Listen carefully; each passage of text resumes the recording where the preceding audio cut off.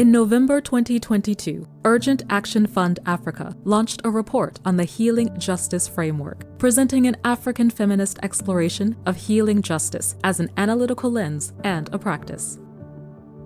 This framework uses an analytical lens to explore roots of trauma and harm, as well as practices that center healing in feminist organizing. The analytical lens focuses on structural violence as the roots of trauma and harm we experience.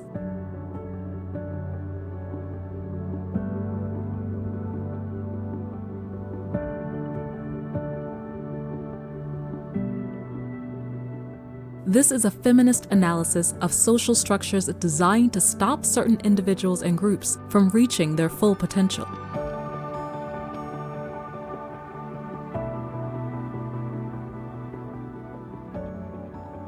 These roots of structural violence include psychiatric models that pathologize the experiences of activists, denial of access to affordable, culturally specific, and anti-oppressive healthcare, violence against bodies that deviate from acceptable identities and sexual orientations, the imagination of justice as pain, the intensification and growth of extra activism, commodification, and appropriation of land and environmental degradation.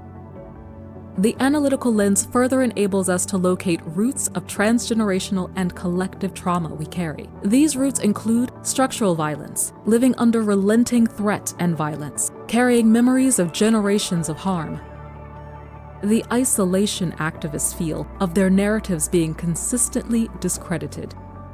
The framework illustrates the ways in which transgenerational and collective trauma manifest in our organizing and movement spaces. Some of these manifestations include anger, frustration, fear, and hurt that are often expressed against other activists, harmful coping mechanisms that activists resort to alleviate the weight of trauma, feeling born with a wound.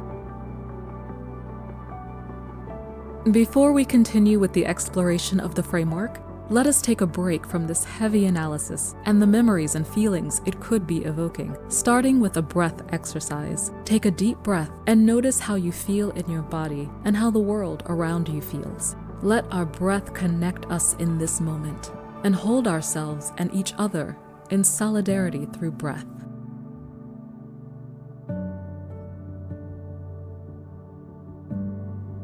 Continuing our break, let us try together this physical grounding technique. Place both feet flat on the floor, lean back, and make note of the feeling of the chair under you and against your back. Cross your arms over your chest. Gently tap your shoulders, alternating one side at a time.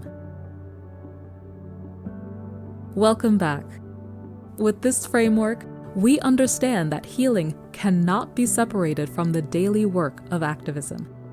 What does it mean for healing to be integral to feminist organizing? This could mean creating spaces that embody radical transformations, reimagining alternative feminist eco-realities, understanding the centrality of land to healing, centering the logic of community. Looking back and forward generationally to understand our context and experiences, shifting the focus from symptoms to root causes in responding to trauma and harm, understanding healing as a way of recovering the wholeness that we lost, recovering, then embodying sacred teachings in ways of being, accepting that there is no one-size-fits-all approach to justice, understanding healing as a process, not an event. Through the research, we asked activists to imagine what feminist political strategies for liberation could look like if they centered healing. This is what we heard. We would address transgenerational and collective traumas that impact our movements. We would be in control of our triggers. We would strengthen our networks.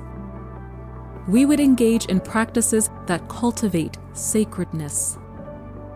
We would have ongoing reflection, learning, strategizing, discovering, and applying. We would center the role of healers in our organizing and movements. We would be in relationship with the earth.